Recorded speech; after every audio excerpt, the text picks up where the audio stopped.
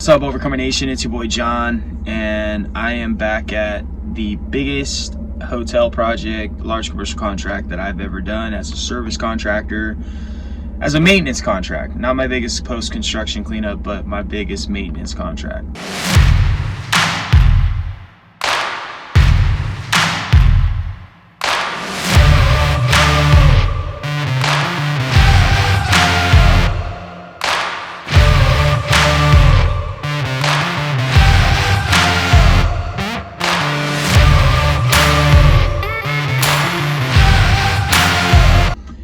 And I didn't think these guys were going to do business until next year, until 2021, just because of everything going on. And it just goes to show you, you have to make sure that you are not thinking negative, okay? Negative thoughts is the key to all enemy. It's the key to everything, man. Like, you might be thinking in your business right now that it's not going to work out. The people that you want to do business with are not available. The people that you normally do business with is not going to do business this year. But I'm here to tell you that if you keep your head straight, you keep your mind straight, okay? As I'm here right now, check it out. We're here at one of the biggest Hiltons in all of Disneyland area, okay? One of the biggest. And they're ready to go. They're ready to pull the trigger. They're ready in July. And so I just got to nudge him along. But he followed up with me. He was ready, man. He wanted to get this thing going. And I'm not going to lie. My thought process was, you know what? These guys can't do business this year. It's going to be hard for them. They've been closed for months. Like, how are they going to do business, right? That's what I was thinking. And I was putting all my energy, I've been putting all my energy into other fields, like multifamily. I do large commercial contracts in the construction space and also in the post-maintenance space. So we actually do business per construction, prior to construction, and post-construction. So we do the maintenance and also the construction. And I was like, man, my hospitality industry is going to be wiped out. Like, they're done. They're screwed. And I was focusing more on my construction side of things. I've been focusing more on my maintenance side of things. And it turns out these guys are calling me saying, hey, man, we got to get this thing done. Building looks like shit, and we can't go on like this. Plus, it would be better for us if we do a cleaning while we're closed. And I was like, okay, that's interesting. I think that's interesting. And the reason why is this building is so damn big that it would be in everybody's best interest if we did this thing while it's closed. Because here's the thing. Here's a tip that you want to take with you, okay?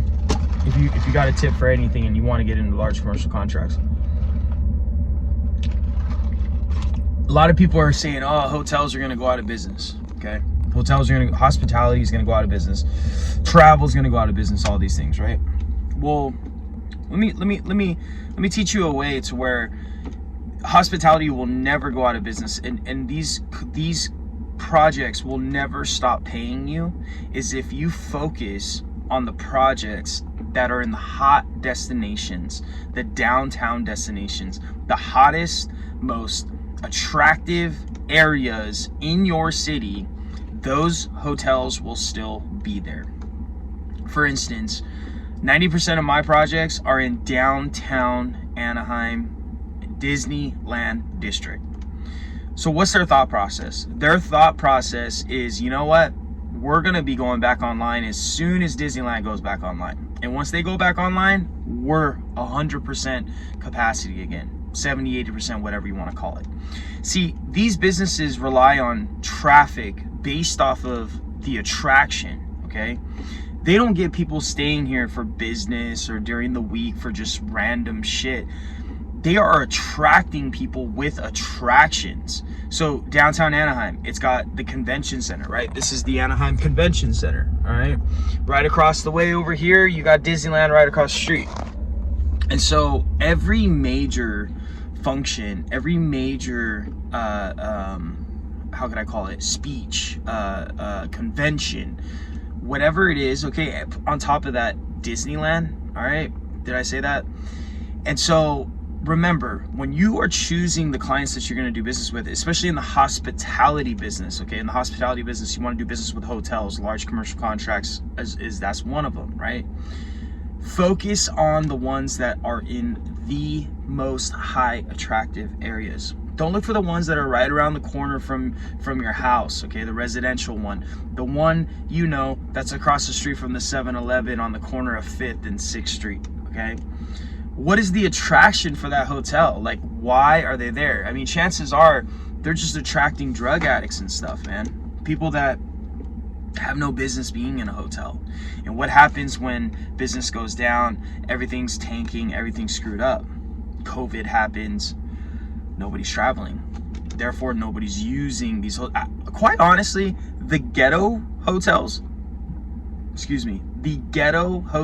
okay, they will probably stay in business over the basic hotels, the hotels that are gonna be like on the corner and they have nothing there, okay. The ghetto ones are gonna attract more customers because there's probably people doing drugs in there, hanging out in there, doing all kinds of weird shit, okay? So they're getting more customers than the other ones. So here's the deal, okay, recap. Make sure you focus on areas, high profile areas, high city profile areas. Make sure you focus on that, and I promise you, the business will continue to expand, structural. You'll continue to dominate your industry. You'll continue to get callbacks because these guys are not going anywhere. They're not going nowhere, man. They're still going to be a business. They're still going to be doing big things. I mean, these are big properties that need maintenance, that are gonna continue to have customers coming to their doors, as long as you focus on the downtown metropolitan cities, the places where things are happening. Okay, do that. That's my tip for today. I hope this helps. This is another episode of Large Commercial Contract Talk. My name is John Erikson. Subscribe, like, maybe leave a message if you liked anything about this, if this tip helped you during our crazy times right now. You know, any little tip can possibly help you when you're going after these large commercial contracts. My advice: go after the ones that are in the big boy areas. Do not be scared, do not be fearful, and I will go over a whole nother video that talks about being fearful, being scared when it comes to going after the big behemoths. Okay, guys? Anyways, I mean, like, for instance, myself, I never thought that I was going to be able to do large projects. I mean, who am I, right? And so stay tuned to that next episode where you can get your mind right and you can overcome these large commercial contracts. Matter of fact, I'm going to drop a link in the bottom right here, and it's going to have my book, Overcome Large Commercial Contracts. It talks everything you need to know about how to overcome the psychological effects that happens when you try to go take down a big project, okay? And it also talks about my first large commercial contract. How did I transition into that? You know, I used to do residential, and then how did I get into large commercial? And so I wrote a book about it, and I want you to have it. So click the link below. There should be a link in the description if you want a free copy of my book. If it's not on this one, shoot me a comment, let me know, because I want to make sure you get it. All right, guys, talk to you soon.